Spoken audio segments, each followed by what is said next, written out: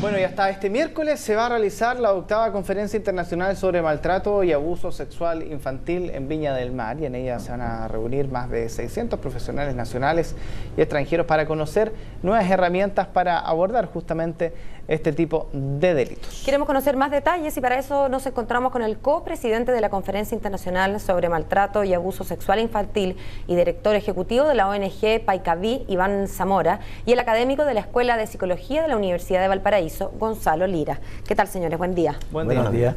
Buen día. Mi primera reflexión al ver esta entrevista era cuán mal tenemos que estar para que existan conferencias internacionales sobre maltrato infantil. Uno no escucha mucho que haya conferencias sobre asesinatos o conferencias sobre robos de bancos. Y sin embargo existen conferencias sobre maltrato y abuso infantil que, digamos, además de paso, nuestro país tiene bastante mal récord en esto. Claro, o sea, si pensamos que en las últimas encuestas nacionales, ¿cierto?, realizadas por UNICEF, ADIMAR y el Ministerio del Interior, señalan sistemáticamente los mismos resultados. El 75% de los niños en Chile y las niñas declaran ser víctimas de algún tipo de malos tratos. En consecuencia, y en virtud de esa magnitud, ¿cierto?, nosotros como ONG Paicaví, con la Universidad de Valparaíso, UNICEF, CENAME, IPSCAN, tomamos la decisión de desarrollar la 8ª Conferencia Internacional para hacer conciencia, para traer a los mejores expertos del mundo, para compartir y hacer propuestas también al país en materia de cómo abordamos y aseguramos, ¿cierto?, gradualmente un mundo donde la violencia no sea parte de la vida diaria de los niños y las niñas. Iván, usted acaba de decir 75%. El 75%... Quisiera subrayar eso porque no sé si estamos alcanzando a entender lo que significa. 3 de cada 4 niños, Gonzalo, están siendo víctimas de algún tipo de maltrato, o sea, verbal, físico, sexual. Eso significa que si en el curso de mi hijo hay 100 niños, yo estoy viendo detrás de esas caritas, hay 75 caritas que están siendo víctimas en su casa, estadísticamente, por supuesto. Claro. ¿Cómo es posible? ¿Qué está pasando en este país que los adultos nos conducimos de esa manera? Efectivamente hay que señalar que son estudios de prevalencia que apuntan al hecho de que en el transcurso de sus vidas el 75% de los niños entrevistados señalan haber tenido alguna experiencia de violencia. De ese 75%, el 25%, es decir, prácticamente 1 de cada 4, señala haber experimentado formas de violencias graves, físicas, psicológicas o de carácter sexual. Pero es una barbaridad el número. Obviamente esto permite reflejar que es una problemática que no podemos asociarla solo a variables de orden de psicopatología individual.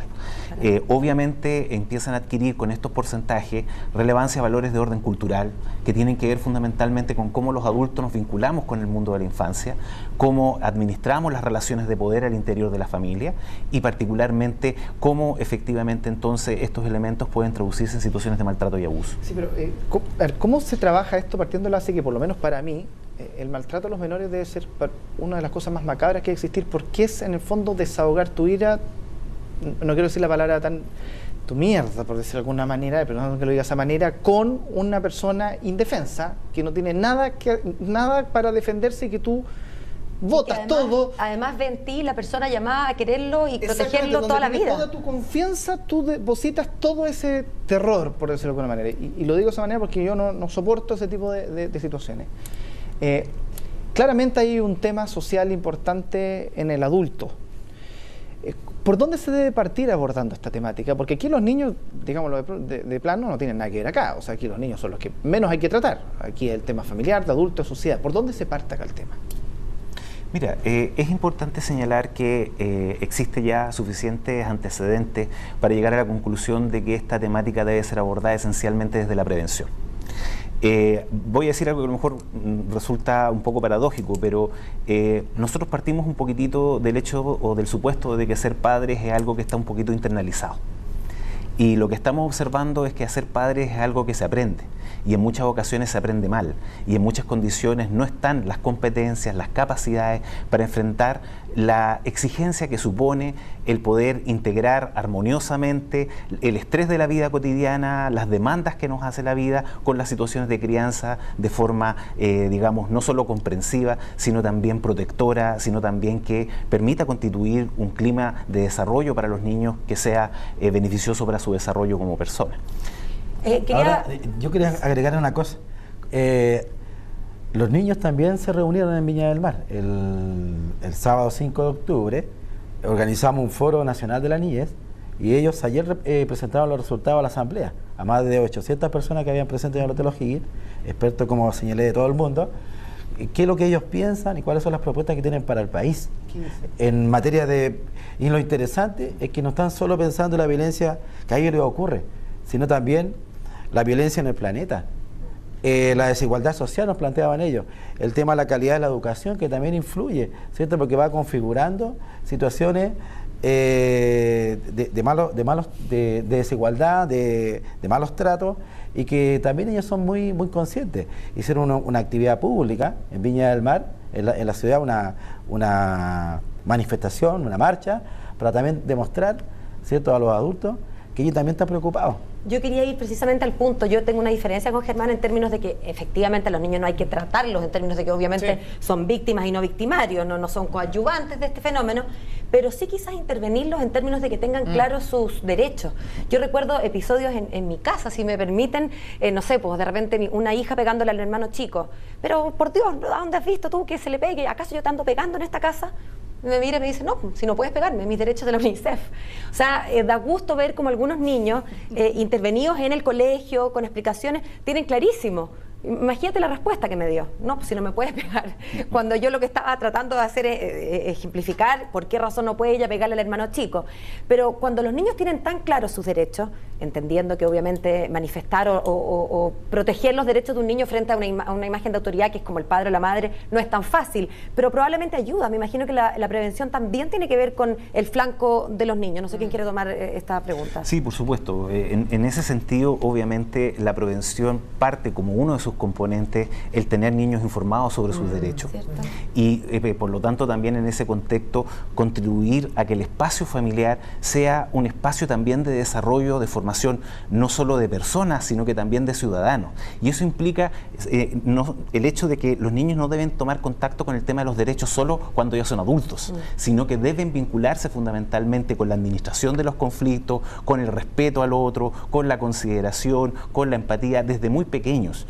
La psicología evolutiva nos muestra que estas transformaciones son graduales a lo largo de todo el desarrollo evolutivo del niño y por lo tanto no podemos esperar que un niño se transforme en un adulto en forma automática. A los 18 años. A los 18 años. Y por lo tanto es necesario la construcción de estos espacios familiares, en el colegio, en los espacios de salud, que permitan el desarrollo de una cultura de paz y una cultura que permita una resolución no violenta de conflictos.